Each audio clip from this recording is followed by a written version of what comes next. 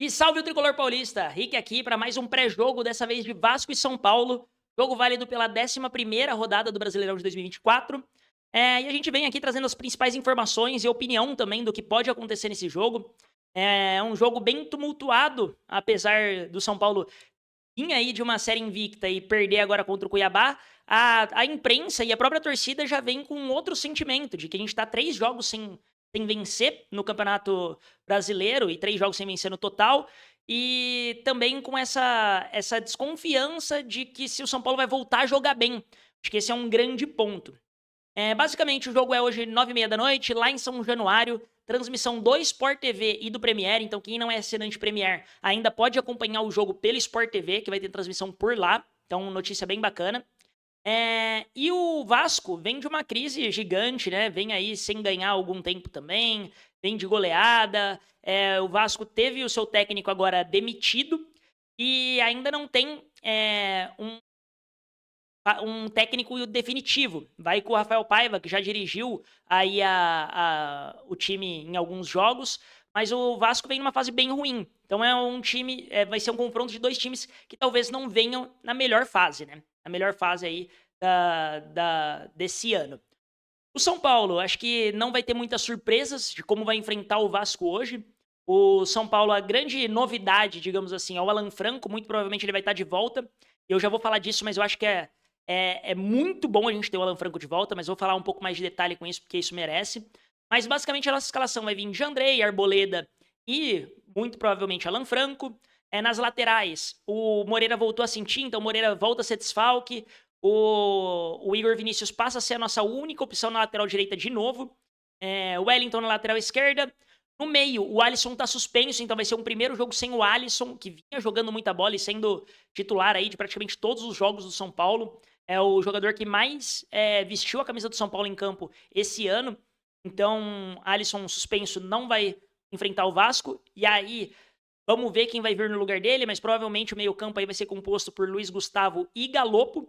Então vamos ver aí como é que essa dupla vai se comportar. E aí na frente acho que não vai ter muito segredo. Na frente é o time que normalmente vem jogando com Nestor, Lucas, Luciano e Caleri. Acho que não vai fugir disso. Percebeu que deu merda contra o Cuiabá, não vai fazer a mesma cagada de novo, né? Então muito provavelmente o São Paulo vai com força máxima aí pra cima do Vasco.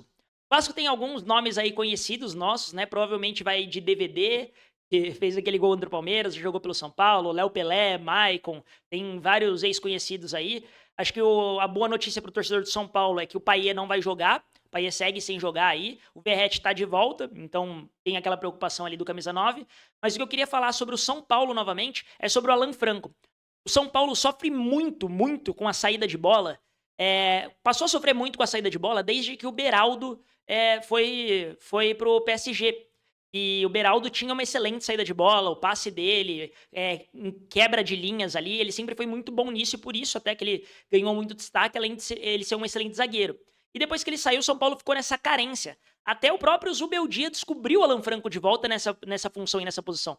O Alan Franco vinha repondo a bola muito bem, dando esse toque um pouquinho mais de profundidade, ligando ali muitas vezes a bola dele direto pro atacante. Ele chegou a dar assistência pro Lucas. Então, assim, o Alan Franco é um cara que ele não vai ficar tocando bola de lado igual o Diego Costa, igual a Arboleda. Ele não vai meter um lançamento, chutão pra frente. Ele é um cara muito mais técnico.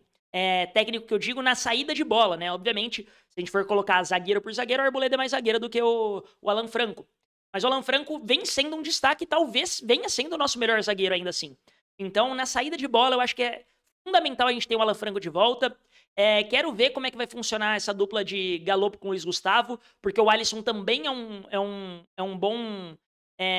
uma boa válvula de escape ali nesse meio campo do São Paulo para sair tocando bola. Porém, o Galopo a gente viu que não fez um bom jogo na última partida, ele veio muito mal. O Luiz Gustavo também não entrou tão legal, então vamos ver o que acontece. Eu prefiro ver o que acontece, de repente ajudar o Nestor aí nessa saída de bola. Enfim, minha opinião, e eu já falei aqui, é que eu acho que o Luciano deveria ficar um pouquinho no banco e ir de Wellington Rato pro Lucas poder jogar no meio. Então vamos ver como o São Paulo se comporta. Eu espero que o São Paulo faça um excelente jogo. De novo, a gente vem de 3 jogos sem ganhar. A gente vinha de 13 sem perder, agora vem de 3 sem ganhar. Então o futebol é muito dinâmico. São Paulo, nessa sequência de 4 jogos, se for contar o do Cuiabá, tinha uma sequência, entre aspas, para fazer pelo menos 9 pontos. E jogou contra o Cuiabá e acabou perdendo, mas aí vinha de Vasco, numa má crise, num jogo ruim, Criciúma em casa, depois o Bahia em casa também. Então seriam 3 jogos em casa de 4, que no mínimo 9 pontos é o que a gente espera do São Paulo. E agora a gente já perdeu o primeiro, então precisa garantir esses 9 pontos nos próximos 3 jogos.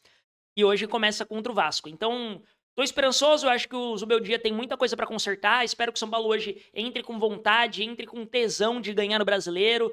O São Paulo precisa voltar no trilho da vitória, porque, por exemplo, se hoje não ganha contra o Vasco e o ingresso do jogo contra o Criciúma tá o mesmo preço do ingresso que foi contra o Cuiabá, muito provavelmente contra o Criciúma a gente vai ter o menor público do ano. Vai beirar ali 30 mil. E a gente sabe que a gente é a torcida que conduz.